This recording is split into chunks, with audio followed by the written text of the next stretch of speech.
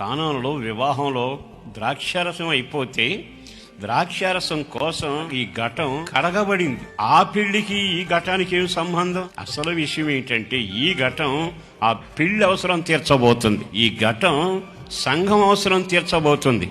ఈ ఘటం కుటుంబ అవసరాలు తీర్చబోతుంది. అందుకే దాన్ని శుభ్రంగా కడిగి దాన్ని నీళ్లతో నింపారు అంచుల వరకు. తర్వాత వడ్డన చేశారు. ఘటం జరిగిన ద్రాక్షారస విందు కంటే అధికమైన ఆనందంతో ఈ విందు సాగింది. అర్థమైందిగా?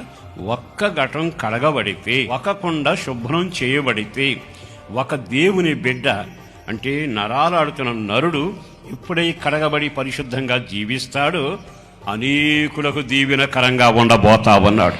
అనేకులకు ఆశీర్వాదకరంగా ఉండబోతున్నాడు.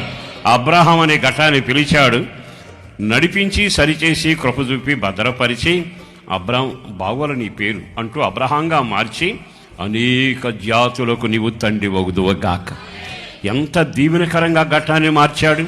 ఈ మాటలు వింటున్న సహోదరులారా, ఘటం నాది, నా ఇష్టం, నా ఇష్టానుసారంగా ఉంటా, పగిలితే పగులుతా, పొడైపోతే పడైపోతా, నా గతి నీకెందుకు అనే ద్వారంలో మనుషులు ఉన్నారు. కానీ ఆయన అంటాడు, ఈ ఘటం ద్వారా నేను గొప్ప కార్యాలు చేయాలి గనక ఈ ఘటమును పరిశుద్ధ పరుచుడకై యేసు తన రక్తాన్ని కాచి ఈ ఘటాన్ని పరిశుద్ధత అనే స్థాయికి నడిపించాడు. కడిగారుగా, కడిగిన దాని నిండా నీళ్లు పోసారుగా, నీళ్లు పోసాక మూతయిలా లేదు, పాలు పోసారు, తర్వాత మూతయిలా ఏమవుతుంది?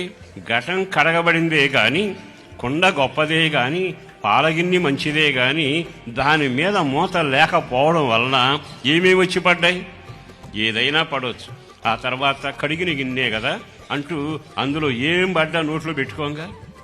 అసలు విషయం ఏంటంటే దేవుడు మనల్ని కడిగాడు. ఆ తర్వాత ఒక పని అంటున్నాడు, ఈ ఘటమును మీరు పవిత్రంగా కాపాడుకోవాలి. ఎప్పుడో తెలుసా? ఒక పని ఉంది, ఆ పని మీ ద్వారా నేను చేయించబోతున్నాను. అందుకు దీన్ని ఘటమును పరిశుద్ధంగా కాపాడు. నువ్వు పరిశుద్ధుడు అవలా, నేను పరిశుద్ధుని కాలా. పరిశుద్ధత ఆయన ద్వారా జరిగింది.